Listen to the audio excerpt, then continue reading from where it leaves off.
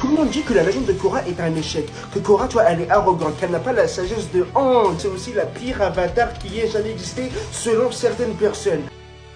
Korra s'impose dès le premier épisode. Tu vois, elle dit je suis l'avatar et tu vas devoir t'y faire. Cette phrase, tout le monde la connaît et c'est précisément là que tout le monde s'est trompé sur elle. Korra, c'est l'opposé total de Aang. Là où Aang refusait la violence, Korra y fonçait tête baissée. Là où Aang cherchait l'équilibre, Korra cherche à prouver qu'elle est digne de son rôle. Et là, je sais que certaines personnes se disent, mais pourquoi? Quelle est la raison? Car tout simplement, elle est née dans un monde qui n'a plus besoin de l'avatar. Aang a déjà apporté la paix. Le monde est en reconstruction, la technologie progresse, les nations se rapprochent. Mais dans ce nouveau monde, l'avatar n'est plus le héros légendaire. Le rôle de l'avatar, tu vois, c'est vraiment devenu un symbole d'un ancien temps. Et Korra, dès sa naissance, ressent cette pression, être utile dans un monde qui n'a plus besoin d'elle. Et c'est ça la tragédie de Korra. Elle n'a jamais eu le droit d'être une enfant. On l'a enfermée, on l'a entraînée, on lui a dit tu es spéciale, tu dois être forte. Alors elle est devenue forte, même très forte. Mais pas parce qu'elle voulait dominer, parce qu'elle avait peur d'être inutile.